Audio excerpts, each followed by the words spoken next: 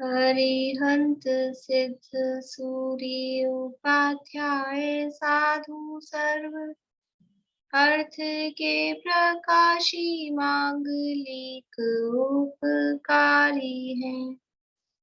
तिन्ह को स्वरूप जान राग दे भई जो भक्ति काय को नवाए स्तुति को जारी है। धन्य धन्य तिन्हि ते काज सब आज भये कर जोरी बार बार वंदना हमारी है। मंगल कल्याण सुख ऐसो हम चाहत हैं। हो मेरी ऐसी दशा जैसी तुम धारी है। हो मेरी ऐसी दशा जैसी तुम धारी है। मंगलमय मंगल करण वीतराग विज्ञान नमो ताहि जाते भये अरहंतादि महान। करि मंगल करि हो महा ग्रंथ करण को काज जाते मिले समाज सब पावे निज पद राज। इस भव तरु का मूल एक जानहु मिथ्या भाव ताको करि निर्मूल अब करिए मोक्ष उपाय करिए मोक्ष उपाय।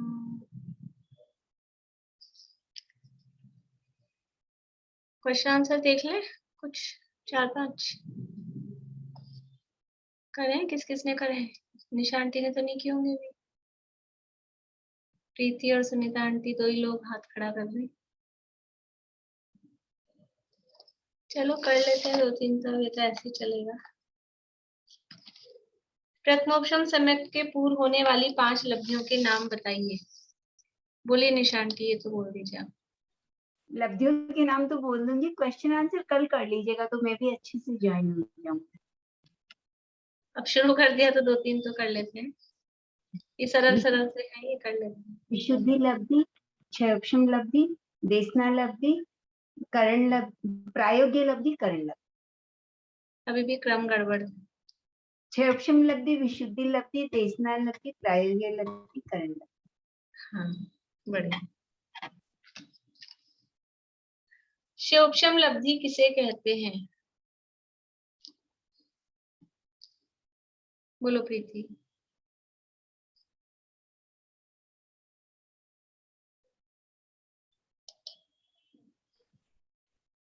ज्ञानावरण आदि कर्मों का ऐसा क्षयोपशम जिसके होने पर तत्व विचार हो सके वह क्षयोपशम लब्धि है।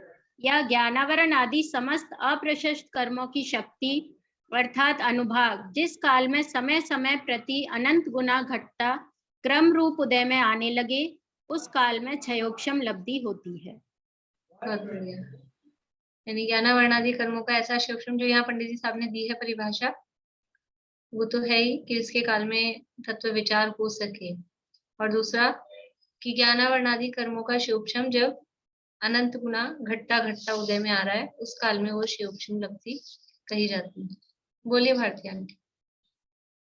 इसमें यहाँ पे ये क्षयोपशम वाली परिभाषा नहीं दे दी ना, जो क्षयोपशम की परिभाषा क्षयोपशम वाली वो उन्होंने दी तो है उस आधार पे, फिर कि ऐसा वो ज्ञानावर्णादि कर्मों का ऐसा क्षयोपशम, तो उस क्षयोपशम के अर्थ में क्षयोपशम वाली परिभाषा दी है वहां पर। बाकी इसमें अभी जरूरत नहीं है अपने को, इसलिए अलग क्वेश्चन है क्षयोपशम किसे कहते हैं। आपको याद है परिभाषा भारती आंटी, क्षयोपशम किसे कहते हैं? चलिए ममता, अभी आपको याद है?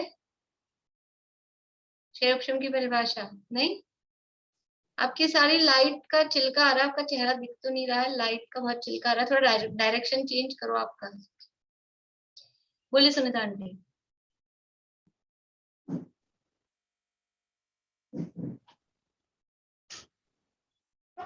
हाँ आप ठीक है। सुनीता आंटी आवाज नहीं, अनम्यूट तो करो। ध्यान। वर्तमान कालीन सर्वघाती स्पर्धों का उदय भावी क्षय और आगामी काल में उदय में आने वाली सद अवस्था रूप उपशम, और फिर वर्तमान कालीन ही आएगा ना, इसमें भी भविष्य में आएगा वर्तमान। हाँ, वर्तमान कालीन देशघाती स्पर्धों का उदय, ये मतलब इसको कंप्लीट इन तीन रूप कर्म की अवस्था को क्षयोपशम कहते हैं। हाँ, इन तीन रूप कर्मों की अवस्था को क्षयोपशम लब्धि को क्षयोपशम कहते हैं। हाँ लब्धि नहीं बस क्षयोपशम। क्षयोपशम कहते हैं। बोलिए निशा आंटी परिभाषा बोलिए। वर्तमानकालीन सर्वघाती स्पर्धकों का सर्वघाती स्पर्धकों का उदयाभावी क्षय और भविष्य में उदय आने वाले सर्वघाती स्पर्धकों का सदअवस्था रूप उपशम और वर्तमानकालीन देशघाती स्पर्धकों का उदय, उसे इन तीन रूप कर्म की अवस्था को क्षयोपशम कहते हैं।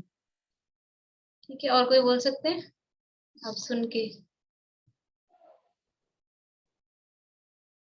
प्रीति बोल रही है, फिर ममता अभी, फिर आपको बोलिए उसके बाद में। बोलो प्रीति। वर्तमानकालीन सर्वघाती स्पर्धकों का उदयाभावी क्षय, भविष्यकालीन उन्हीं सर्वघाती स्पर्धकों का सदअवस्था रूप उपशम और वर्तमानकालीन देशघाती स्पर्धकों का उदय, इन तीन रूप कर्मों की अवस्था क्षयोपशम कहलाती है। बहुत बढ़िया, बोलिए ममता भाभी। आवाज आवाज।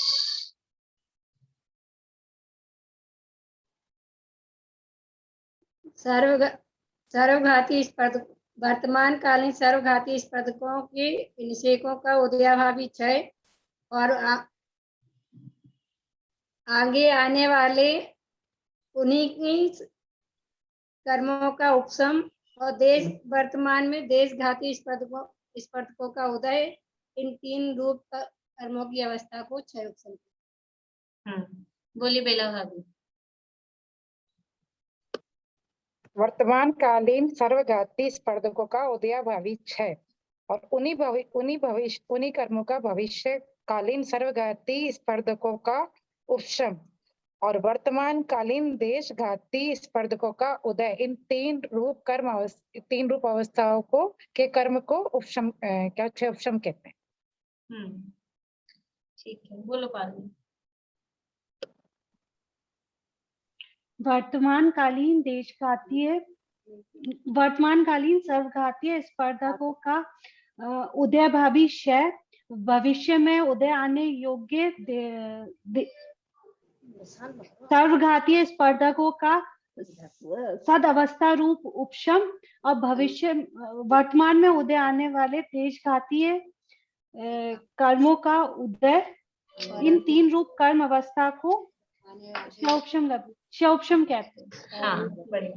देखो तीन शब्द हैं, एक तो है वर्तमान, है ना, एक है वर्तमान, फिर है एक भविष्य और फिर से है वर्तमान।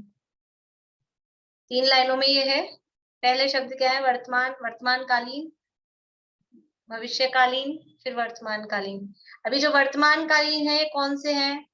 सर्वघाती स्पर्धक, ये भी सर्वघाती स्पर्धक है, और भविष्यकालीन ये भी सर्वघाती स्पर्धक है। ठीक है, यानी यहाँ ये वर्तमान हो रहा है तो ये भविष्य हो रहा है, पर ये दोनों सेम है, सर्वघाती सर्वघाती। ठीक है, और ये वर्तमान था, नीचे वाला वर्तमान था, लेकिन यहाँ पर हो रहा है देशघाती। और शब्द क्या है सबके साथ? स्पर्धक, सर्वघाती स्पर्धक, देशघाती स्पर्धक। अब ये जो वर्तमानकालीन सर्वघाती स्पर्धक है, इनका क्या है? ये शब्द है उदयाभावी क्षय। और पहले छोटा शब्द याद कर लें क्षय, और फिर क्षय के साथ में फिर पूरा शब्द याद कर लें उदयाभावी क्षय। जो दूसरा था भविष्यकालीन सर्वघाती स्पर्धक, उनका क्या हो रहा है? उनका हो रहा है उपशम। लेकिन कैसा उपशम हो रहा है? सद अवस्था रूप उपशम। फिर तीसरी लाइन में क्या आ रहा है? वर्तमानकालीन देशघाती स्पर्धक हैं, उनका क्या हो रहा है? उदय। यानी क्षय उपशम में तीन चीजें आ रही है, क्षय, उपशम और उदय। ये तीन चीजें आनी है। किसका क्षय हो रहा है? कि वर्तमानकालीन जो सर्वघाती स्पर्धक है उनका तो हो रहा है क्षय, पर वो क्षय कैसा हो रहा है? उदयाभावी क्षय। फिर वही सर्वघाती स्पर्धक ही है, लेकिन भविष्य में आने योग्य वाले हैं। तो भविष्य में उदय आने योग्य जो है, उन सर्वघाती स्पर्धकों का हो रहा है उपशम। कैसा उपशम? सद अवस्था रूप उपशम। अब क्या बचा? टाइम तो वर्तमान है, उदय जो उदय हो रहा है वो तो वर्तमान में ही हो रहा है। तो वर्तमान में अब किसका उदय है? कि वर्तमानकालीन देशघाती स्पर्धकों का उदय। इन तीन रूप कर्म की अवस्था को क्षय उपशम कहते हैं। तीन शब्द याद रखने हैं, पहली लाइन में वर्तमान, दूसरी लाइन में भविष्य, तीसरी लाइन में फिर वर्तमान, फिर सर्वघाती, सर्वघाती, देशघाती, और फिर क्षय, उपशम, उदय। तीन लाइनों में ऐसे तीन सेटिंग है। बोलिए रेणु जी। एक बार मैं भी सुना देती हूँ। हाँ सुनाइए। वर्तमानकालीन सर्वघाती स्पर्धकों का उदयाभावी क्षय, भविष्यकालीन सर्वघाती स्पर्धकों का सद अवस्था रूप उपशम, और वर्तमानकालीन देशघाती स्पर्धकों का उदय। इन तीन रूप कर्म की अवस्था को क्षयोपशम कहते हैं। बढ़िया, ठीक है, इतना ही करते हैं, आगे फिर कल कर लेंगे। अब देखिए अपनी चर्चा चल रही थी यहाँ पर सम्यक सर्वक मिथ्या दृष्टि के अंतर्गत, पेज नंबर 264, 264 नंबर पेज है। और करण लब्धि की चर्चा में यहाँ पर अनिवृत्तिकरण की चर्चा, और अनिवृत्तिकरण में जो उपशमकरण और जो अंतरकरण और उपशमकरण जो करण थे वो भी अपन ने देख लिए थे, उसको रिपीट नहीं करती हूँ। आगे बढ़ते हैं हम अपन। 264 नंबर पेज है, और जो बीच सेकंड पैरा है बड़ा, उसकी लास्ट की थर्ड लाइन से पढ़ते हैं। भाभी ये जो मिथ्यात्व के तीन टुकड़े होते हैं, ये तो सम्यक होने के बाद होते होंगे ना? हाँ, प्रथम उपशम सम्यक तो होता है, तब फिर होता है। मतलब वो जो गैप है उसके आगे पीछे होते होंगे वो टुकड़े। हाँ, मतलब गैप के, यानी अब पहले जो गैप के नीचे वाला था वो तो उदय में आगे खत्म ही हो गया, अब तो इस जगह पहुंच गया। गैप बनाया था जब वो यहाँ था, तब ये गैप बनाया था। अब वो यहाँ आ गया तो ये तो टाइम खत्म ही हो गया है। अब वो जो टुकड़े होने हैं, वो जो ऊपर बचा हुआ है ना भविष्य का, उसमें होंगे।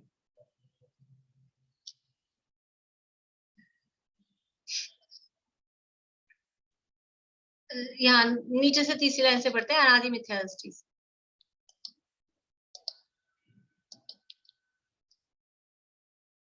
आज तो अशांति नहीं है, सबके पास है ना किताब? रहने दो, फिर शेयर करना। अनादि मिथ्या दृष्टि के सम्यक तो मोहनीय और मिश्र मोहनीय की सत्ता नहीं है, इसलिए वह एक मिथ्यात्व कर्म का ही उपशम करके उपशम सम्यक दृष्टि होता है। क्योंकि अनादि मिथ्या दृष्टि है, और अनादि मिथ्या दृष्टि को यानी जब बंद होता है कोई सा भी हो मिथ्यात्व अवस्था में, जब बंधता है दर्शन मोहनीय कर्म, तो एक मिथ्यात्व रूप ही बनता है, चाहे अनादि मिथ्या दृष्टि हो चाहे शादी हो। शादी के बाद तीन टुकड़े हो गए हैं वो बात अलग है, लेकिन अगर वो मिथ्यात्व में आ गया है, मिथ्या दृष्टि हो गया है, तो भी बंध ही योग्य तो मिथ्यात्व ही है। मिश्र का और सम्यक मिथ्यात्व का बंध नहीं होता, सॉरी सम्यक का और सम्यक मिथ्यात्व का बंध नहीं होता है। इसलिए वो उसके पास एक ही अनादि मिथ्या दृष्टि के पास तो बिल्कुल एक ही है, सम्यक तो मोहनी और मिश्र मोहनी की सत्ता ही नहीं है, इसलिए वह एक मिथ्यात्व कर्म का ही उपशम करके उपशम सम्यक दृष्टि होता है। तथा कोई जीव सम्यक तो पाकर फिर भ्रष्ट होता है, उसकी दशा भी अनादि मिथ्या दृष्टि जैसी हो जाती है। ये यहाँ इन्होंने वो बात बताने को लिखा है कि उसकी भी हो जाती है, लेकिन कब हो जाती है? तुरंत ही नहीं होगी, कितना टाइम बाद होगी। ये कोई जीव सादी मिथ्या दृष्टि है, वो सादी मिथ्या दृष्टि जीव अनादि मिथ्या दृष्टि वत कब हो जाएगा?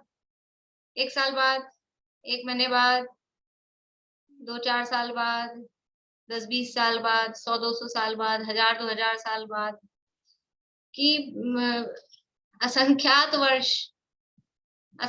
वर्षों से पहले। ये कब होगा वो अनादिवत?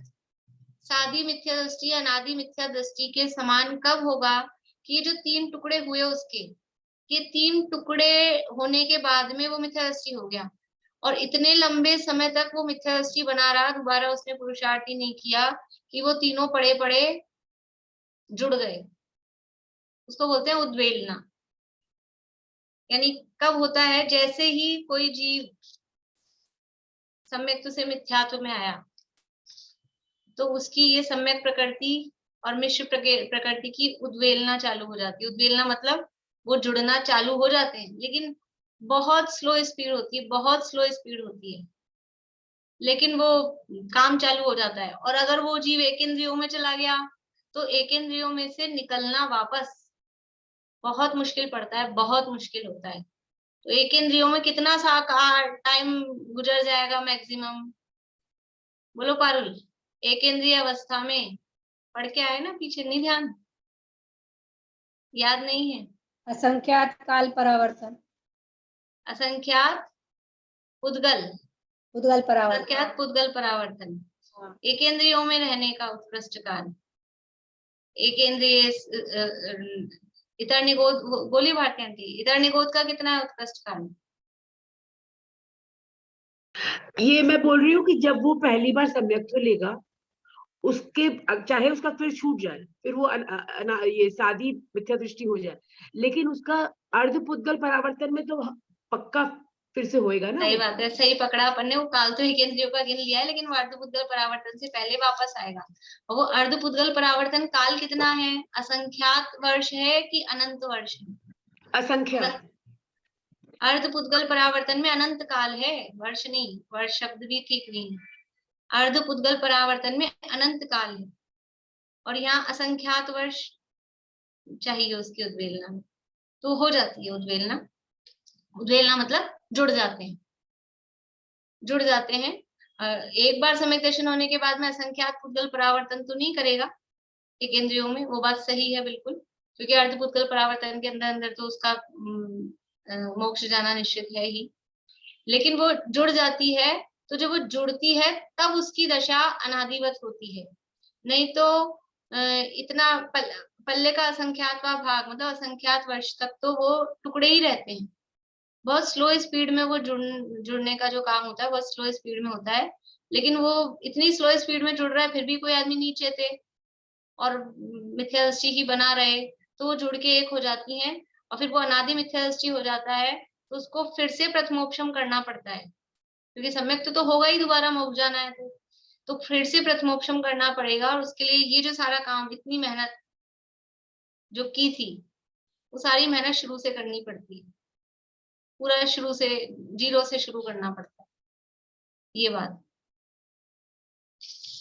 उसकी दशा भी अनादि। उसको हाँ। तीनों करण करने होंगे क्या फिर से? हाँ, अधः तीनों प्रथमोपशम के लिए तीनों ही करने पड़ेंगे।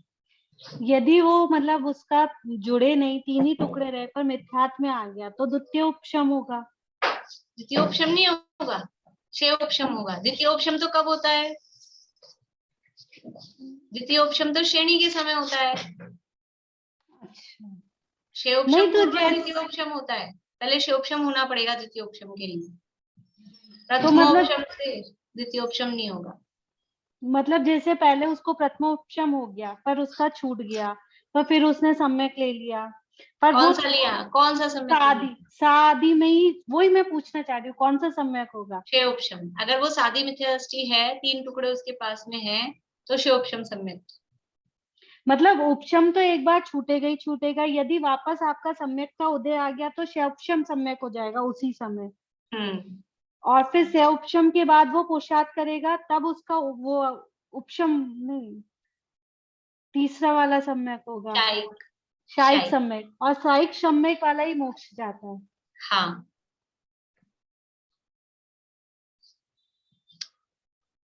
यहाँ प्रश्न है, बोलिए भारती। उपशम सम्यक्त्व अगर उनको हुआ है तो फिर वो क्या मतलब 11वें गुणस्थान तक जाएगा क्या, अगर शायद उपशम हो भी गया तो ये हाँ चलो उपशम तो सम्यक, देखो उपशम कौन सा, 11वें तक कौन से उपशम को पहचाना चाहते हैं, औपशमिक प्रथमोपशम को कि सम्यक, द्वितीय उपशम को? द्वितीयोपशम तो फिर शायिक ही होएगा ना, द्वितीयोपशम तो श्रेणी चढ़ेगा था, नहीं ऐसा नहीं है। नहीं, देखो प्रथमोपशम सम्यक तो कल जो प्रश्न चले थे ना उसमें सतपथ में, वो यही वाले प्रश्न थे। प्रथमोपशम सम्यक के गुणस्थान कौन से हैं? तो प्रथमोपशम सम्यक कहाँ से कहाँ तक हो सकता है? चौथे से 7वें तक। उसके ऊपर 11वें में जो जा रहा है वो द्वितीयोपशम वाला जा सकता है या शायिक वाला जा सकता है। शायिक सम्यक दृष्टि भी उपशम से नहीं चढ़ सकता है। पर शायिक तो 12वें में ही जाएगा ना सीधा। शायिक सम्यक दर्शन अलग चीज है, शपक श्रेणी अलग चीज है। सम्यक दर्शन श्रद्धा गुण की पर्याय है और ये श्रेणी चढ़ी जा रही है वो चारित्र मोहनी के नाश के लिए, वो चारित्र की अवस्था है। इसलिए शायिक सम्यक दृष्टि उपशम श्रेणी चढ़ सकता है। एक तरफ शायिक भाव है, एक तरफ औपशमिक भाव है। तो मैं सोचती थी कि शायिक सम्यक दृष्टि हो गया तो फिर वो छपक श्रेणी ही चढ़ेगा, मैं ऐसा सोचती थी। ऐसा जरूरी नहीं।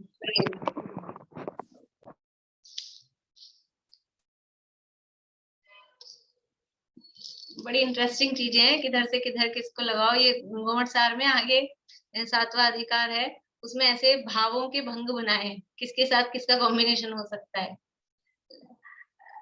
लाखों लाखों भंग बनते हैं, लाखों भाव, 5 भावों के साथ में, उसके भेदों के साथ में।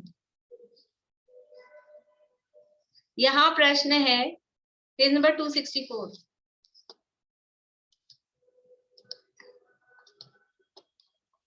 परीक्षा करके तत्व श्रद्धान किया था, उसका अभाव कैसे हो? यहाँ कह रहे हैं कि वो फिर से भ्रष्ट हो जाता है, मिथ्या दृष्टि हो जाता है। जब परीक्षा करके सारी इतनी माथापच्ची करके ऊहा-पोह करके और तत्व श्रद्धान किया था, वो तत्व श्रद्धान छूट कैसे गया, उसका अभाव कैसे हो गया, ये मिथ्या दृष्टि कैसे हो गया, और अनादि मिथ्या दृष्टि जैसा फिर से ये कैसे हो गया?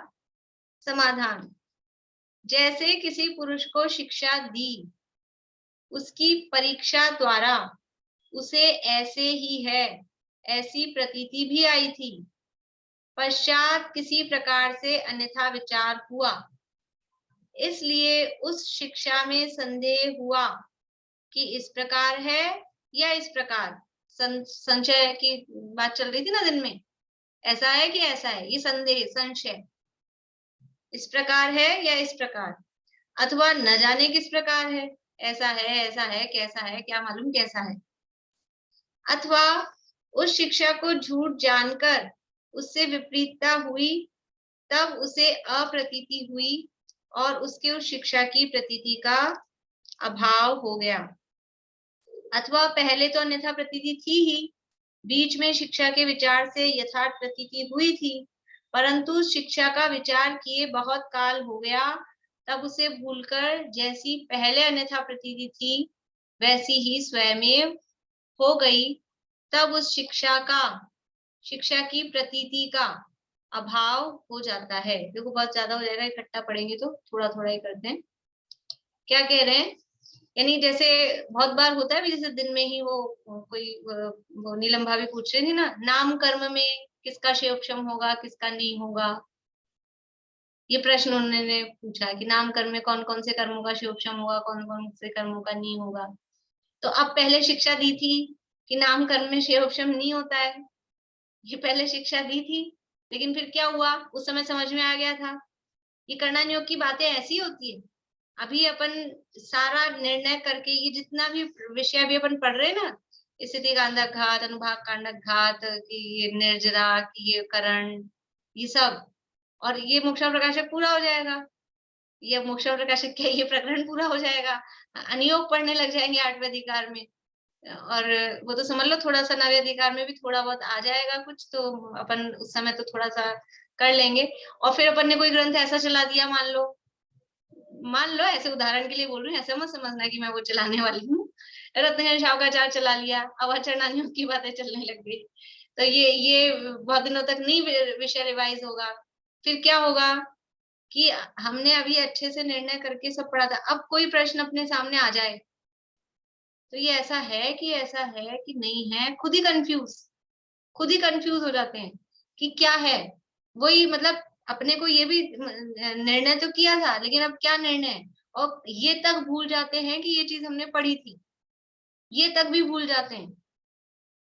इतना यानी समय बीत जाए तो याद नहीं आता ये अपन ने पढ़ा था। कोई पुरानी अपनी डायरिया निकाल के देखो, और कभी ऐसा हो 20 साल पुरानी लग रहे हैं अपन, 20 25 30 साल से, और 25 30 साल पुरानी कोई डायरी निकाल के देखी और ये विषय तो पढ़ा था अपन ने, और ऐसा लग रहा है कि जीरो, अभी एकदम नया लग रहा है, पढ़ा ही नहीं था जैसे कभी।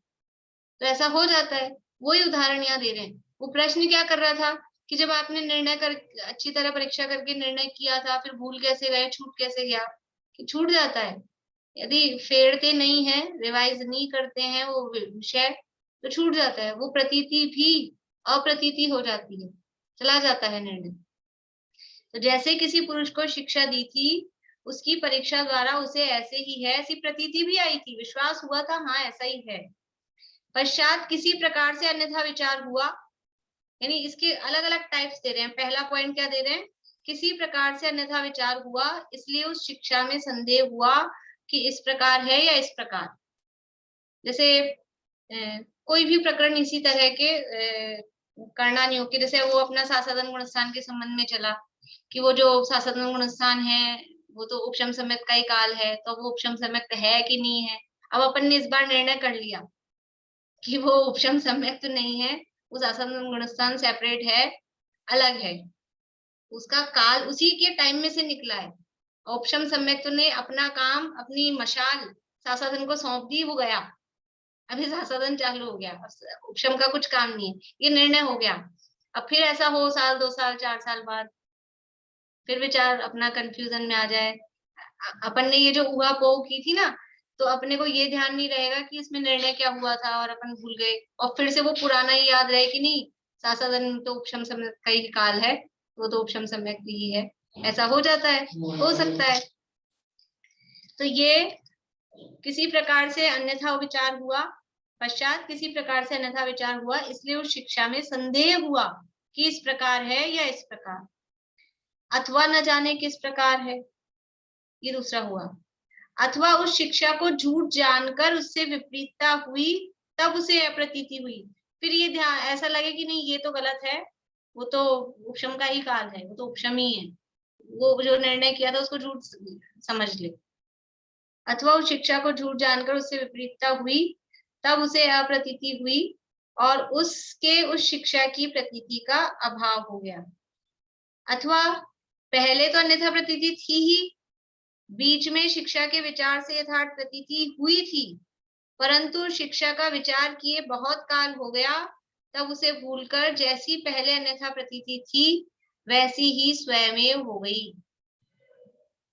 यानी आप लोग सब अपने अपने खोजेंगे ना, तो ऐसे उदाहरण अपने अपने पर्सनल सबको मिलेंगे कि पहले हमको बहुत सारी एक विशेष रूप से करना नहीं की चीजों में कि ये कहाँ कहाँ कुछ भी जो भी बातें हैं, समझ लो स्वर्ग नरक में गति आगति के संबंध में है, अभी ये कौन से सैनन वाला कहाँ तक जा सकता है, नरक में कहाँ तक जा सकता है, स्वर्ग में कहाँ तक जा सकता है, तो पहले अभी सीख लिया अपन ने, और फिर थोड़े दिन बाद क्या होगा, गलत याद रह जाएगा, भूल जाएंगे, अन्यथा सोच लेंगे बहुत काल होने के बाद में, और लिखा नहीं हो तो अब अपने पास साधन भी नहीं है कि कहाँ ढूंढे कहाँ देखें, तो वो अन्यथा प्रतीति हो जाती है, गलत ध्यान रह जाता है। तब उस शिक्षा की प्रतीति का अभाव हो जाता है। अथवा यथार्थ प्रतीति पहले तो की थी, पश्चात न तो कोई अन्यथा विचार किया, न बहुत काल हुआ, परंतु वैसे ही कर्मोदय से होनहार के अनुसार स्वयं भी उस प्रतीति का अभाव होकर अन्यथा पना हुआ।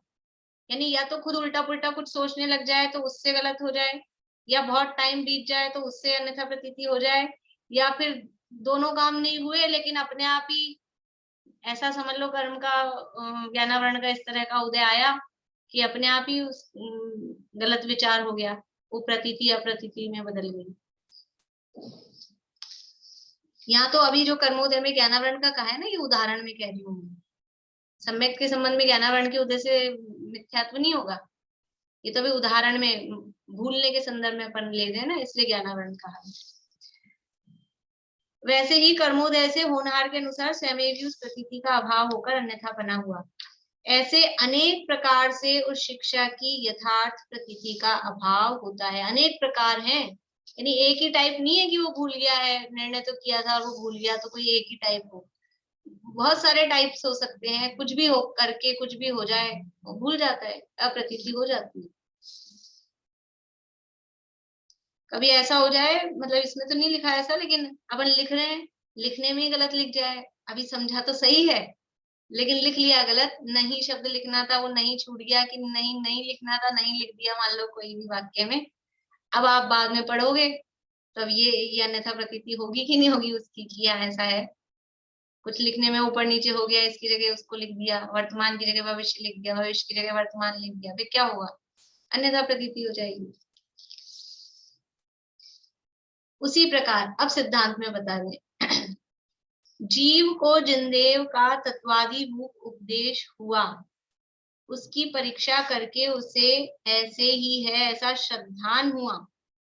पश्चात जैसे पहले कहे थे वैसे अनेक प्रकार से उस यथार्थ श्रद्धान का अभाव होता है। पहले क्या क्या कहे थे कि वो खुद किसी प्रकार से खुद को ही अन्यथा विचार हो जाए कि इस प्रकार है, कि इस प्रकार है, कि किस प्रकार है, या फिर उस शिक्षा को झूठ जान ले कि कह तो रहे थे लेकिन सच नहीं है, झूठ जान लिया तो अन्यथा प्रतीति हो जाए, या फिर बहुत टाइम हो गया रिवाइज नहीं किया, उसको विचार नहीं किया तो भूल जाए, या फिर कोई कर्म का उदय ही ऐसा आ जाए।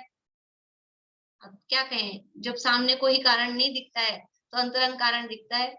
कारण अनेक प्रकार के होते हैं, कारण मतलब निमित्त कारण, तो कुछ निमित्त तो बाहर दिखाई देते हैं, तब तो हम उन पे आरोप डाल देते हैं।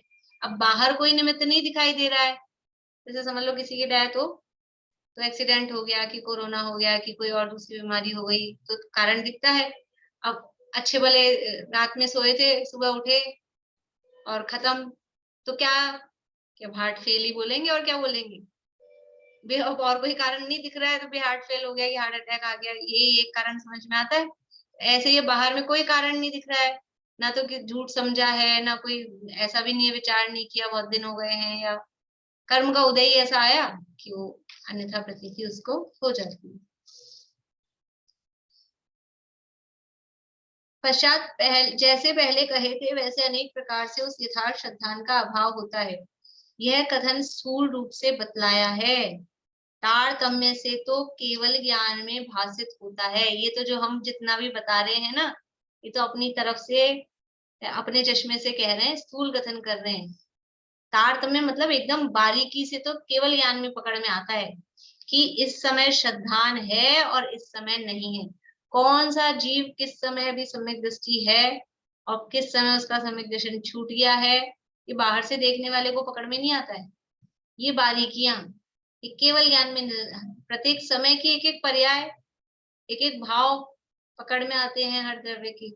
ये बारीकियां आज ही दिन में हम विचार कर रहे थे, स्वस्ति पढ़ रही थी तो बोली देशावधि सर्वावधि में वो परमाणु भी विषय बन जाता है, तो फिर केवल ज्ञान में क्या बचता है, जब उसी में परमाणु विषय हो गया तो फिर केवल ज्ञान के लिए क्या बचा, कि ये जो उस परमाणु के भी जो गुण और पर्याय, उस परमाणु की भी जो पर्याय हो रही है प्रति समय में, वो परमाणु विषय बन रहा है, लेकिन उसके अनंत गुण, उसके अनंत पर्याय, वो सारी थोड़ी ना अवधि ज्ञान में विषय बनेंगी, वो सब केवल ज्ञान का विषय। तो तारतम्य से तो केवल ज्ञान में भासित होता है कि इस समय श्रद्धान है और इस समय नहीं है, क्योंकि यहाँ मूल कारण मिथ्यात्व कर्म है।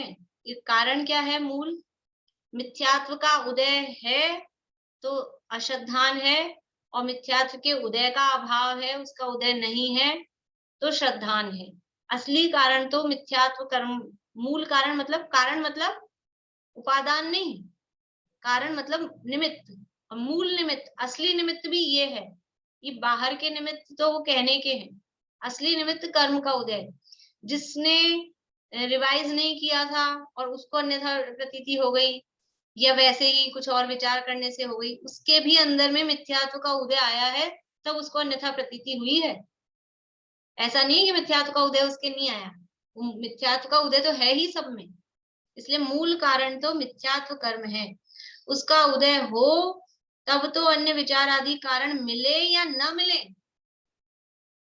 मिथ्यात्व का उदय है तो आप कुछ भी करो, वो तत्व विचार आदि कारण मिले कि नहीं मिले, स्वयमेव सम्यक श्रद्धान का अभाव होता है। यदि मिथ्यात्व का उदय आ गया तो आपने जो सम्यक श्रद्धान किया था उसका अभाव होता है, और उसका उदय न हो तब अन्य कारण मिले या ना मिले, स्वयमेव सम्यक श्रद्धान हो जाता है। चक्कर कैसे बन, तो फिर मिथ्यात्व को देखो, मिथ्यात्व को संभालें, कि मिथ्यात्व को संभालने की जरूरत नहीं है, अपने को संभालो तो मिथ्यात्व अपने आप संभल जाता है। संभालना बुद्धि पूर्वक उपाय क्या है, पीछे कह दिया था कि बुद्धि पूर्वक तो इतना ही उद्यम होता है कि उस तत्व विचार में उपयोग को तद्रूप होकर लगाए, अपने को संभाले। बुद्धि पूर्वक तो इतना ही करना है। जो अपने को संभालता है उनका मिथ्यात्व संभला हुआ रहता है, और जो अपने को नहीं संभालते हैं उनका मिथ्यात्व वो बेकाबू हो जाता है, वो उचक उचक के उदय में आता है।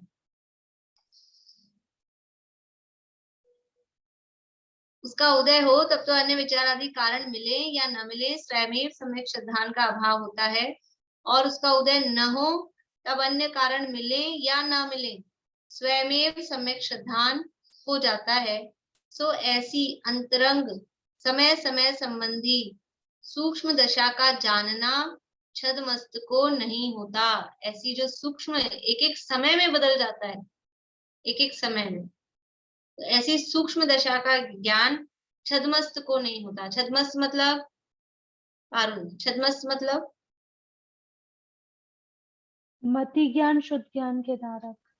बढ़िया, मति ज्ञान शुद्ध ज्ञानी जो भी है, यानी 12वें गुणस्थान वर्ती तक सब छद्मस्त है, यानी कि जो केवल ज्ञानी नहीं है वो सब छद्मस्त है।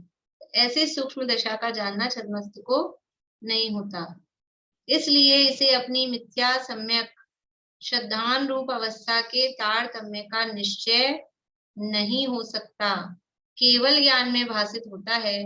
इस अपेक्षा गुणस्थानों का पलटना शास्त्र में कहा है। क्या कह रहे हैं, इसलिए इसे अपनी मिथ्या सम्यक श्रद्धान रूप अवस्था के तारतम्य का निश्चय नहीं हो सकता। अपनी भी अगर ऐसे क्षण क्षण में अवस्था बदल रही है, खुद को भी इतनी जल्दी पकड़ में नहीं आए, केवल ज्ञान में ही पकड़ में आती है वो, ऐसा कह रहे हैं। बोलिए भारती आंटी। एक छद्मस्त को शरीर के साथ भी कह सकते हैं, तो शरीर के साथ नहीं, शरीर के साथ तो अनंत भगवान भी है ना। अच्छा, छद्मस्त अवस्था मैंने सिर्फ मति के, छद्म का मतलब होता है आवरण, और इससे यानी स्थित, जो आवरण में स्थित है, मतलब ज्ञानावरण दर्शनावरण का के साथ जो है, तो वो 12वें गुणस्थान तक ज्ञानावरण दर्शनावरण का उदय है। नहीं तो बोलते ना अनंत भगवान भी छद्मस्त अवस्था में नहीं कहते हैं, नहीं। छद्मस्त अनंत तो केवल ज्ञानी है, छद्मस्त का अपोजिट केवल ज्ञानी। छद्मस्त मतलब अल्प ज्ञानी है, पूर्ण ज्ञान का अभाव, और केवल ज्ञानी पूर्ण ज्ञानी है। और एक चीज और मेरा क्लियर कर दी, म्यूट हो गए आप म्यूट हो गए। तो उसका तो समय नहीं, फिर वो उपशम श्रेणी कैसे फिर से चढ़ेगा? बोलिए, आपकी आवाज आई, आपकी नेटवर्क स्लो है, अपने आप ही म्यूट हो जा रहा है आपका ये।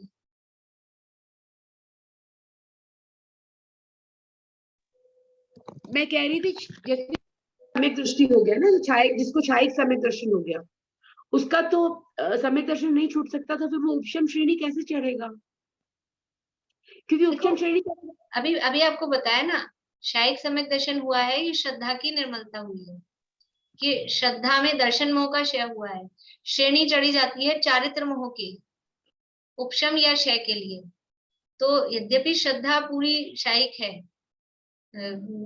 किसी भी तरह से दर्शन मोह का उदय नहीं है, लेकिन अब वो चारित्र मोह के क्षय का पुरुषार्थ नहीं कर पा रहा है, वो चारित मोह के उपशन का ही पुरुषार्थ कर पा रहा है, इसलिए हो सकता है ऐसा, चढ़ सकता है, कोई दिक्कत नहीं। ये गुण अलग अलग हैं, दोनों के काम अलग अलग हैं। तो शायद सम्यक दृष्टि होने पर भी वो उतना पुरुषार्थ नहीं कर पा रहा है कि आगे चारित मोहिनी का क्षय करता हुआ चढ़े, उपशम करता हुए। हाँ, लेकिन कोई उपशम सम्यक दृष्टि शपथ क्षणी नहीं चढ़ सकता। द्वितीय उपशम सम्यक दृष्टि है कि जैसे अपन शायद सम्यक दृष्टि को उपशम श्रेणी चढ़ा रहे हैं, तो औपशमिक सम्यक दृष्टि को भी शपथ श्रेणी चढ़ा दो, वो नहीं हो सकता, क्योंकि पहले दर्शन मोह का क्षय होगा तब चारित्र मोह का क्षय हो सकेगा। दर्शन मोह का क्षय नहीं हुआ अभी, इसलिए वो शपथ श्रेणी तो चढ़ ही नहीं सकता। पर दर्शन मोह का क्षय होने के बाद भी चारित्र मोह का क्षय ही करे ये जरूरी नहीं है, चारित्र मोह का उपशम भी कर सकता है, इसलिए उपशम श्रेणी भी चढ़ सकता है। सो ऐसी अंतरंग समय समय संबंधी सूक्ष्म दशा का जानना छद्मस्त को नहीं होता, इसलिए इसे अपनी मिथ्या सम्यक श्रद्धान रूप अवस्था के तारतम्य का निश्चय नहीं हो सकता। तारतम्य मतलब उसमें जो फ्लैक्चुएशन हो रहे हैं, तारतम्य का मतलब होता है उसकी फ्लैक्चुएशन, उसमें जो उतार चढ़ाव हो रहे हैं, कि कब मिथ्यात्व में जा रहा है, कब सम्यक में जा रहा है। देखो, औपशमिक सम्यक दृष्टि तो इतनी जल्दी जल्दी मिथ्यात्व सम्यक में बार बार में औपशमिक नहीं हो सकता। ये जल्दी जल्दी यदि मिथ्यात्व सम्यक हो रहा है तो वो क्षयोपशम ही होता है। प्रथमोपशम सम्यक तो एक बार होकर छूटने के बाद में पल्ले के असंख्यातवे भाग काल, पल्ले बटा असंख्यात, पल्ले के असंख्यातवे भाग काल से पहले दोबारा नहीं होता जब तक वो टुकड़े दोबारा नहीं जुड़ जाएं। पल्ले का असंख्यातवा भाग काल, पल्ले मतलब एक पल्ले, वो जो खड्डा भरा था उसके असंख्यात टुकड़े करो, उतने काल से पहले नहीं हो सकता है। तो प्रथमोपशम सम्यक कैसे नहीं हो सकता, अभी छूटा अभी हो गया, अभी छूटा फिर से हो गया। ये जो कह रहे हैं ये तारतम्य, ये तारतम्य हो सकता है क्षयोपशम में, अभी छूट। लेकिन प्रथमोपशम में भी वो कब सम्यक दृष्टि रहा और कब छूट गया बाहर वाले को तो पता ही नहीं चलेगा। ऐसे ही मुनिराज के लिए कहते हैं, कौन से मुनिराज छठे सातवें गुणस्थानवर्ती हैं, तीन कषाय चौकड़ी के अभाव पूर्वक, और कौन से द्रव्यलिंगी हैं, कि बाहर से यदि आचरण उनका प्रॉपर है तो बाहर से कोई नहीं समझ सकता, मतलब अज्ञानी तो समझ ही नहीं सकता, वो कोई विशेष ज्ञानी हो उसी तरह से तो वो कदाचित जान पाए, कदाचित। लेकिन मुनिराज भी मुनि दशा में कब वो द्रव्यलिंगी हो जाए बैठे बैठे, और कभी वो ध्यान में फिर वापस से भावलिंगी हो जाए, फिर वो कब द्रव्यलिंगी हो जाए, फिर वो कब भावलिंगी हो जाए, ये ऐसा फ्लैक्चुएशन ये केवल ज्ञान में पकड़ में आता है। उसकी वो कहानी आती है ना एक, किसके संदर्भ में, समझ लो श्रेणिक राजा के संदर्भ में या किसी भी संदर्भ में, कि एक बार एक मुनिराज बैठे थे एक पेड़ के नीचे, और वो राजा उधर से निकला संवर्षण में जाने को, तो मुनिराज को ध्यान में देखते हुए बड़ा प्रसन्न हुआ, फिर संवर्षण में जाके पहुंचा तो प्रश्न किया उसने भगवान से कि अभी मैं जिन मुनिराज को देख के आया हूँ, यदि अभी उनका मरण हुआ, मतलब अभी आयु बंधे उनको, तो वो कहाँ जाएंगे। तो क्या जवाब आया कि जिस पेड़ के नीचे बैठे हैं उतने भाव उनके होंगे। इमली के पेड़ के नीचे बैठे थे, इमली के पत्ते कितने कितने से होते हैं, तो अभी बाहर से देख के वो तो बड़े प्रसन्न हो रहा था कि महाराज कैसे ध्यान में बैठे हैं, लेकिन अंदर भाव कैसे चल रहे थे, गुणस्थान गिरा हुआ था, अंदर दूसरी कषाएं चल रही थी, कोई किसी की बातें सुन ली कि मेरे राजा थे वो पूर्व मतलब गृहस्थ अवस्था में, और उनके बेटे पे चढ़ाई कर दी किसी ने छोटे बच्चे पे देखकर, तो उनके परिणाम बिगड़ गए।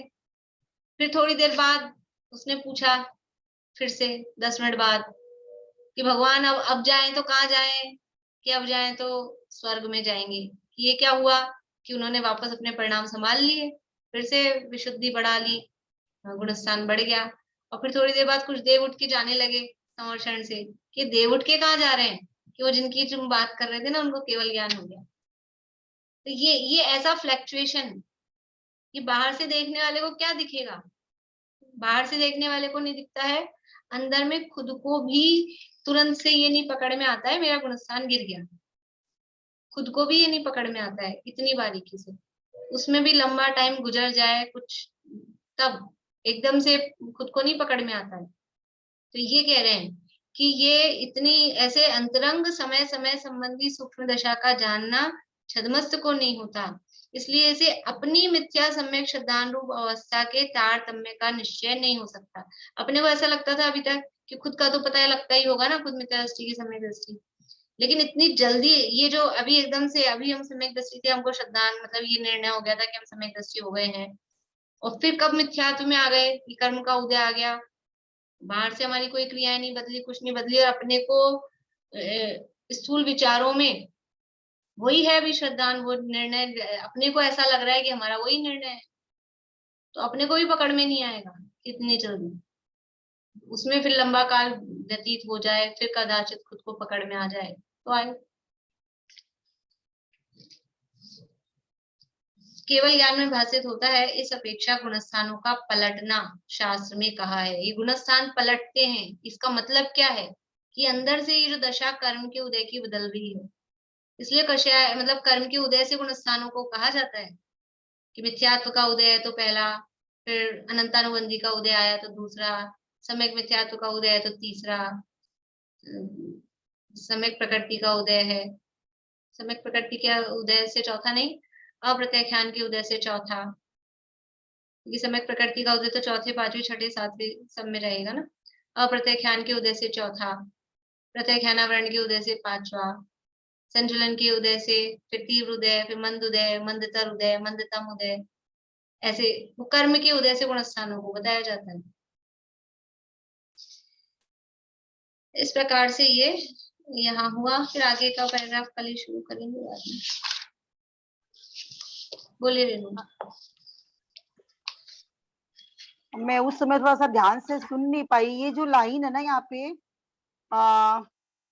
ऐसे 4th नंबर लाइन है 265 में, उसी प्रकार जीव को जिनदेव का तत्वादि रूप उपदेश हुआ, उसकी परीक्षा करके उसे ऐसे ही है ऐसा श्रद्धान हुआ, पश्चात जैसे पहले कहे थे वैसे अनेक प्रकार से उस यथार्थ श्रद्धान का अभाव होता है।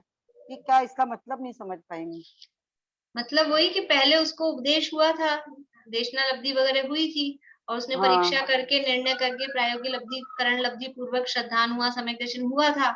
फिर हाँ। बाद में उसने वो जैसा कहा था वैसे वो जो उसका सच्चा श्रद्धान था, उस श्रद्धान का अभाव हो गया, तो पश्चात जैसे पहले कहे थे वैसे अनेक प्रकार से उस यथार्थ श्रद्धान का, पहले कहे थे अनेक प्रकार, यानी उदाहरण में जो कहे ना कि वो खुद भूल गया कि झूठ समझ लिया, कि उसने बहुत दिनों से याद नहीं किया, या फिर कर्म का उदय आ गया, ये पहले कहे थे वैसे अनेक प्रकार, ये वाला। बोलो प्रीति। और एक बात और बोलिए, आप बोलिए। एक आप बोले ना अभी वो चारित्र मोहनीय का, वो थोड़ा सा एक बार वापस बता दीजिए ना, कि पहले मतलब चारित्र मोह का जब क्षय होगा, ऐसे कुछ बोले थे ना। दर्शन मोह का क्षय पहले होगा, उसके बाद ही चारित्र मोह का क्षय होगा। दर्शन मोह का क्षय यानी शायद सम्यक दर्शन हुए बिना शायद चारित्र शपथ श्रेणी नहीं हो सकती है। शायद चारित्र मतलब शपथ श्रेणी चढ़ रहे हैं, तो पहले श्रद्धा सम्यक यानी श्रद्धा शायिक होगी, तभी तो सातवां गुण स्थान तक हो जाता है ना ये तो, शायिक सम्यक दर्शन। हाँ शायिक सम्यक तो हो जाता है ना। हाँ हो जाता है, लेकिन नहीं हो तो नहीं भी हो ना, द्वितीयोपशम पूर्वक नहीं, अगर हो जाए तो हाँ तो छायिक सम्यक तो होने के बाद ये जो चारित्र होगा, सम्यक मतलब छायिक चारित्र क्या बोलते हैं? शायिक सम्यक दर्शन होने के बाद ही शायिक चारित्र हो सकता है, लेकिन शायिक सम्यक दर्शन हो गया तो जो चारित्र का पुरुषार्थ होगा वो शपथ श्रेणी रूप शायिक चारित्र ही होगा, ये जरूरी नहीं है। शायिक सम्यक दर्शन होने के बाद भी वो जो चारित्र का पुरुषार्थ है वो उपशम रूप भी हो सकता है, यानी उपशम श्रेणी भी चढ़ सकता है, लेकिन होगा ही कभी ना कभी तो होगा ही, क्योंकि शायिक सम्यक हो गया है तो वो शपथ श्रेणी चढ़ के मोक्ष तो जाएगा ही जाएगा, लेकिन करंट में अभी की अभी वो हो जाए वो जरूरी नहीं। बोलो प्रीति। हाँ, ये सादी मिथ्या दृष्टि के जो 3 टुकड़े हैं उनका उदय पहले में चलता रहता होगा हमेशा, तीनों का। नहीं, तीनों का उदय कैसे रहेगा? वो पहले में तो मिथ्यात्व का ही उदय है ना। अगर सम्यक का उदय हो जाएगा तो चौथा गुण स्थान सम्यक प्रकृति के उदय से तो शैवशम सम्यक होता है ना। हाँ नहीं, मिथ्यात्व का उदय वहाँ ज्यादा है तो इसका तो दोनों का वो नहीं दिखता होगा। नहीं, वो दोनों का भी उदय नहीं है, मिथ्यात्व का ज्यादा उनका कम ऐसा नहीं है। मिथ्यात्व गुण स्थान में बस मिथ्यात्व का ही उदय है, बाकी वो दो की दोनों अनुदय, उनको बोलेंगे वो दोनों अनुदय में। अच्छा, अनुदय ही है उनका, वैसे ही पड़े हुए हैं, उनका कुछ भी नहीं है। हाँ, मिश्र प्रकृति का उदय आ जाएगा तो तीसरा गुण स्थान होगा, तीसरे में ही उसका उदय आएगा, और अच्छा। किसी गुण स्थान में उसका उदय नहीं आएगा। ऐसे सम्यक प्रकृति का उदय चौथे, पांचवें, छठे, सातवें में ही आएगा, पहले में नहीं। मिथ्यात्व का उदय पहले में ही आएगा, ऊपर कहीं नहीं है मिथ्यात्व का उदय, और कहीं भी नहीं, वो फिक्स है उनके गुण स्थान। बोलो पारुल।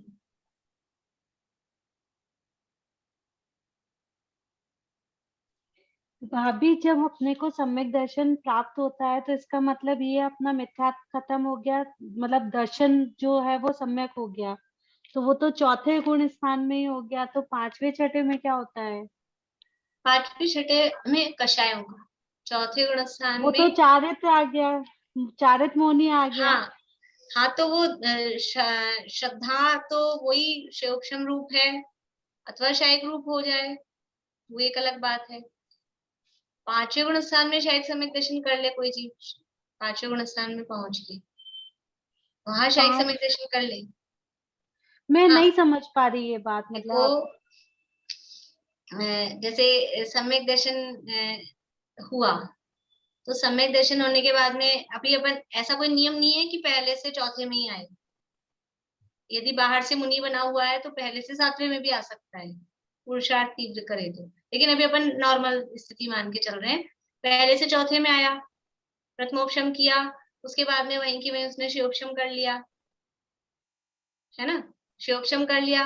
अब उसके बाद में क्या हुआ, ये जो चौथा गुण स्थान है, इसमें होता क्या है, एक मिथ्यात्व का और 4 अनंतानुबंधी का अभाव होता है। इनका अभी उपशम है, शिवोपशम है, ठीक है। फिर उसने क्या किया, 4 अनंतानुबंधी के बाद में 4 अप्रत्याख्यान का और समझ लो उदय का अभाव किया, तो गुणस्थान पांचवा हो गया, पांचवा गुणस्थान हो गया।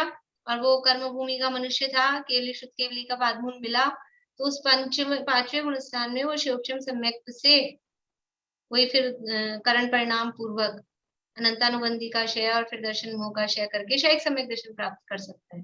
तो पांचवे में कर ले, अथवा चौथे में भी कर सकता था, चौथे में कर ले, पांचवे में कर ले, और चौथे पांचवे में नहीं हुआ, मुनि बन गया है, शिवोपशम सम्यक दृष्टि मुनिराज हैं, वो वहां समर्षण में जाके वो वहां छठे सातवें गुणस्थानवर्ती मुनिराज वो शायद सम्यक दर्शन प्राप्त कर सकते हैं। तो इन सब में दर्शन मोहनीय और चारित मोहनीय का क्या रोल रहा? मतलब दर्शन मोहनीय का अभाव होता है तभी तो सम्यक प्राप्त होता है। दर्शन मुनि का अभाव होकर वो लेकिन सम्यक 3 टाइप के हैं ना, तो दर्शन मुनि का अभाव एक सामान्य शब्द है, वो अभाव किस तरह का है, उपशम रूप है, शिवोपशम रूप है कि क्षय रूप है। तो ये 3 तरह के सम्यक दर्शन है, इससे गुणस्थान नहीं बदलेगा, सम्यक दर्शन बदलेगा तो गुणस्थान नहीं बदलेगा। औपशमिक से शयोपशमिक हुआ या शयोपशमिक से शायिक हुआ, उससे गुणस्थान नहीं बढ़ता है, गुणस्थान वही रहेगा। गुणस्थान कब बढ़ेगा, क्या प्रत्यक्षानावरण का अभाव होगा, कि प्रत्यक्षानावरण का अभाव होगा, कि संजुलन का अभाव, मतलब जैसे भी आगे बढ़ रहा है अभाव करके, उससे गुणस्थान बढ़ेगा। सम्यक तो औपशमिक से शैपशमिक हो रहा है, उससे गुणस्थान का संबंध नहीं, वो गुणस्थान चौथा भी हो सकता है, जिस गुणस्थान में था उसी में रहेगा। अब वो चौथे वाला है तो चौथे में रहेगा, पांचवे वाला है तो पांचवे में रहेगा, छठे सातवें वाला है तो छठे सातवें में रहेगा। एक क्वेश्चन और है, अब जैसे अपना सम्यक प्राप्त होके छूट गया, वो मिथ्यात्व में आ गया, तो दोबारा जब पुरुषार्थ करेगा तो उसको उपशम सम्यक होगा या शयोपशम सम्यक होगा? अगर उसका बहुत लंबा काल नहीं गुजरा है, 3 टुकड़े मेंटेन है उसके, तो शयोपशम ही होगा, शयोपशम ही होगा। और इतना लंबा काल, असंख्यात वर्ष बीत गए हैं, वो टुकड़े जुड़ गए हैं, तो वापस प्रथमोपशम होगा। बोली भारती आंटी। नहीं, मैं फिर से वही चीज पूछ रही हूँ, फिर ऐसे क्यों बोलते हैं कि शायिक सम्यक दर्शन छूटता नहीं है, वो मेरे को तो कहाँ छूटा, शायिक सम्यक दर्शन कहाँ छूटा, चौथे से नीचे नहीं जाएगा शायिक वाला। क्यों शायिक उपशम सम्यक श्रेणी, दर्शन अगर उपशम श्रेणी चढ़ा तो 11वें गुणस्थान से भी तो वो चौथे चारित्र छूटा है, उपशम चारित्र छूटा है, सम्यक दर्शन नहीं छूटा। आप 2 गुण अलग अलग देखिए, एक श्रद्धा गुण है, एक चारित्र गुण है। तो शायद सम्यक दर्शन नहीं छूट रहा है, यानी वो श्रद्धा से नहीं च्युत हो रहा, वो चारित्र से च्युत हुआ है, चारित्र छूटा है। उपशम श्रेणी में औपशमिक चारित्र हुआ था, वो औपशमिक चारित्र छूटा है उसका, सम्यक दर्शन अभी भी मेंटेन है, वो 11वें गुणस्थान में पहुंच के भी नीचे से नीचे गिरे तो चौथे से नीचे नहीं गिर सकता। हाँ, वही और वही अगर चीज अगर वो द्वितीयोपम वाला है तो वो उसका छूट छूट के पहले में भी आ सकता है। वही प्रश्न था कि 11वें से जाके कि वो नीचे तो नहीं आ जाएगा मिथ्यात्व में, वही मैं पूछना चाह रही हूँ। चौथे में रहेगा तो उसका सम्यक दर्शन चौथे में ही रहेगा, चौथे से नीचे नहीं जाएगा। अब क्लियर हो गया। अनीता आंटी बोलिए। ये कहते जैसे किसी को चौथे गुण स्थान में क्षयिक सम्यक दर्शन हो गया, तो वो 7वें गुण स्थान में जब वो श्रेणी चढ़ेंगे तो उन्हें द्वितीयोपम करने की आवश्यकता होगी? नहीं, शाही सम्यक दृष्टि को द्वितीयोपम करने की जरूरत नहीं, शायोपशमिक होंगे तो द्वितीयोपम करना पड़ेगा। चलिए, और कोई भी हाथ खड़ा कर रहे थे क्या? नहीं है? चलिए जिन्होंने